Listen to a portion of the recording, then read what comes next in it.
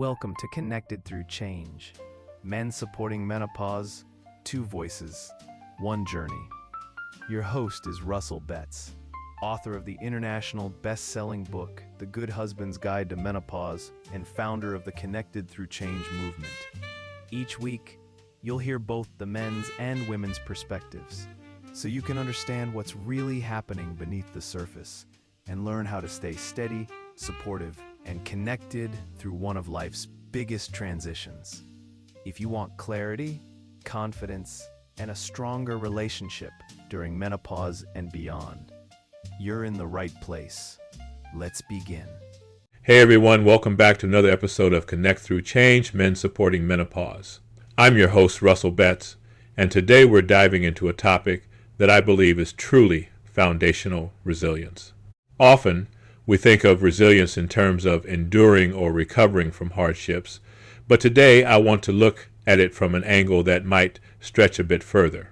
What if resilience, like roots, is what anchors us through life's transitions, especially during menopause? Can embracing resilience really be the difference between a fractured relationship and a thriving one? Before we begin, let's slow the world down together. Not dramatically, not ceremonially, just enough to notice that you are here. Feel the weight of your body. Feel the way the chair receives you without negotiation. Feel the way the air moves around you, even now. Most of us enter our days like we're already behind, already bracing, already performing, already trying to outrun something unnamed. But for the next few minutes, you don't have to outrun anything. You don't have to hold anything together. You don't have to be impressive. Let your breath fall into its own rhythm. Let your shoulders drop 1 degree closer to honesty. Let your jaw soften without asking permission. This is not a space for urgency. This is a space for returning. Welcome. We spend so much of our lives trying to be bulletproof. We are taught that resilience is a measure of how much force we can withstand without breaking. We imagine it as armor thick, impenetrable, and heavy. But once you see it, you realize resilience isn't about becoming harder. It isn't about bouncing back to who you were before the impact. What often looks like strength is actually rigidity. What often looks like weakness is actually the nervous system searching for safety. True resilience isn't a shield. It is a root system. Roots don't resist the storm. They work with it. They widen, they deepen, they adapt without abandoning themselves. They stay connected to the source even when the branches above are being whipped in every direction. Resilience is not the absence of shaking. It's the presence of grounding. For many men, resilience feels like structural integrity. Be the wall. Be the beam. Be the one who doesn't move. There's an unspoken mandate. If I crack, everything collapses. So you brace, you tighten, you override the tremor in your chest. You disconnect from fear, exhaustion, tenderness, because feeling them feels like failure. This isn't coldness, it's devotion. It's the desperate attempt to offer stability. But the cost is isolation. You become a fortress strong, admired, and alone. For many women, resilience feels like infinite adaptation.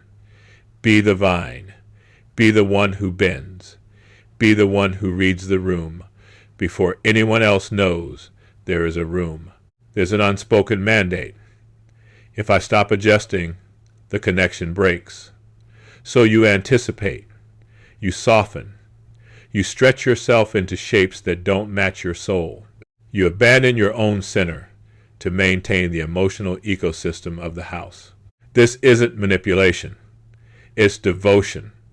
It's the desperate attempt to preserve attachment. But the cost is fragmentation. You become everything to everyone and nothing to yourself. 2 different strategies. One shared ache. I don't feel rooted.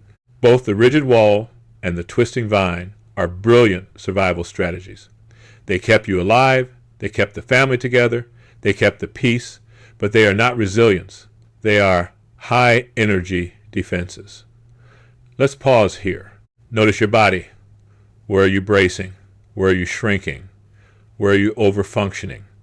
You don't have to hold the roof up right now. You don't have to predict the next gust of wind. Let your attention drop down past the tightness in your chest, past the swirl in your gut, down into your legs, your feet, the floor. Feel the ground. Feel the way it doesn't ask you to be anything other than what you are. Resilience is not about height. It's about depth. It's not about how tall you stand in the storm. It's about how deeply you are willing to root into yourself while the storm passes overhead. When we stop trying to be bulletproof, we can finally become present. For the man, this means trusting that lowering the drawbridge won't bring the castle down. Your presence, your regulated, grounded presence is stronger than your armor ever was. For the woman, this means trusting that standing still won't break the connection. Your stability, your rootedness, is more nourishing than your constant adaptation. This is not chaos. This is coherence. This is the nervous system remembering its original design. Resilience is not the absence of storms. It's the integration of them. Clarity is the beginning. Integration is the becoming. Before we close, let's mark this moment not as an ending, but as a return. Let your breath deepen just a little, not forced, not corrected, just invited. Place one hand on your chest and one on your lower abdomen. Feel the rise and fall beneath your palms. Feel the way your body responds to being acknowledged. Now imagine, for a moment, that beneath you there is a quiet network of roots, your roots, not metaphorical ones, the ones your nervous system has been trying to grow for years. Roots that don't ask you to perform. Roots that don't require you to be perfect. Roots that only ask you to be present. Let the masculine part of you, the part that braces, that holds, that carries, soften its jaw and release 1 degree of tension. Not all of it, just 1 degree. Enough to signal, I'm still here, and I'm allowed to rest. Let the feminine part of you, the part that adapts, that anticipates, that tends, draw its energy back towards center, not away from love, but toward alignment. Enough to signal, I'm still connected, and I'm allowed to be whole. 2 voices, 1 body, 1 journey back to the ground. Take a slow inhale through your nose. Hold it for a gentle moment. And exhale through your mouth like you're releasing a truth you've been carrying alone. Now, silently or aloud, offer yourself this simple blessing. I am allowed to root. I am allowed to rest. I am allowed to return to myself. Let that settle. Let it echo.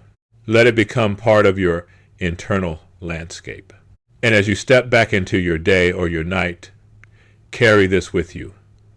Resilience is not something you build. It's something you uncover. It's something you remember. It's something you return to again and again until it feels like home. Thank you for being here. Thank you for listening. Thank you for rooting. Thanks for joining us on Connected Through Change. Remember, it takes 2 voices to walk 1 journey, and you don't have to navigate this alone. To go deeper, grab Russell's international best-selling book, The Good Husband's Guide to Menopause.